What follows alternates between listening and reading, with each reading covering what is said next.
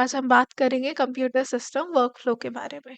A computer system workflow refers to the sequence of steps and processes that a computer system follows to perform a specific task or achieve a particular goal. It outlines how information is input, processed, and output within the computer environment. This workflow involves the coordination of hardware components, software applications, and various system resources to execute tasks efficiently. Here is a simplified breakdown of computer system workflow.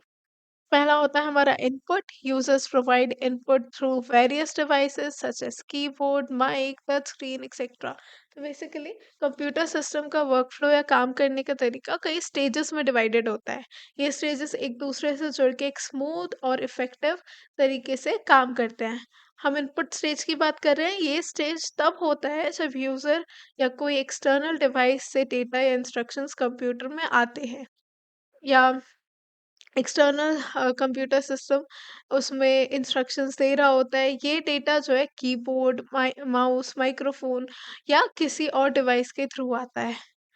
Input can also come from other system or external sources such as sensors databases connected devices या अभी मैंने बात की keyboard माइस और microphone वगैरह की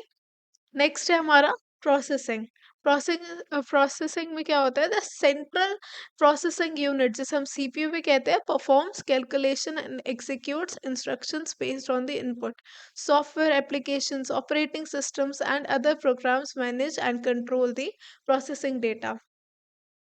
तो जब डेटा इनपुट होता है तो कंप्यूटर सिस्टम उस डेटा को प्रोसेस करता है प्रोसेसर यानी सीपीयू हमारा सेंट्रल प्रोसेसिंग यूनिट डेटा को इंटरप्रेट करता है कुछ उसमें कैलकुलेशंस करता है लॉजिकल ऑपरेशंस परफॉर्म करता है और इंस्ट्रक्शंस को फॉलो करता है नेक्स्ट हमारा आ जाता है स्टोरेज वाला पार्ट मेमोरी की बात करेंगे हम रैम जिसे हम रैंडम एक्सेस मेमोरी भी कहते हैं stores data and instructions that are actively being used by CPU and programs next हमारा cache memory provides high speed access to frequently use data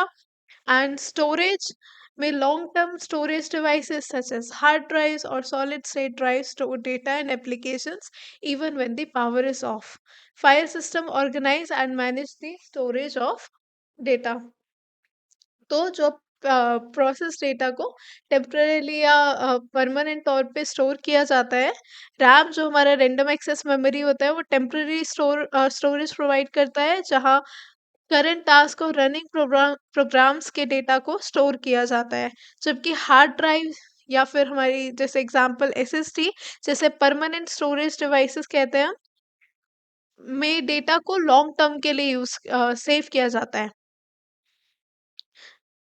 हमने इस बारे में राम और रोम में भी पढ़ा था वो वाला आप लेक्चर जाके देख सकते हैं हमारा नेक्स्ट हमारा है आउटपुट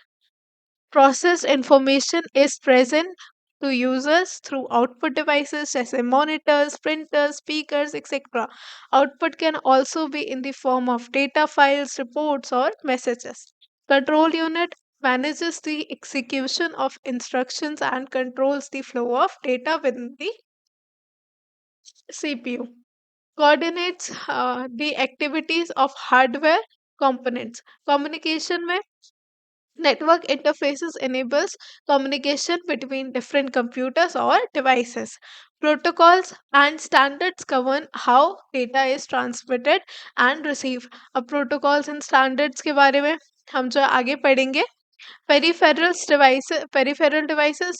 जैसे कि हमारे प्रिंटर्स होते हैं स्कैनर्स होते हैं and external storage add functionality to the computer system input and output devices expand the range of interactions within the system operating system manages system resources and provides a user interface for interaction coordinates tasks allocate memory manages files and ensures security तो यहाँ हमारा क्या चल रहा है output stage मतलब output वगैरह वाला सारा हमारा जो सिस्टम चल रहा है इस स्टेज में प्रोसेस डेटा को यूजर फ्रेंडली फॉर्मेट में प्रेजेंट किया जाता है आउटपुट स्टेज में डिस्प्ले स्क्रीन स्पीकर्स प्रिंटर्स और अदर आउटपुट डिवाइसेस के थ्रू प्रोसेस्ड इंफॉर्मेशन को यूजर तक पहुंचाया जाता है।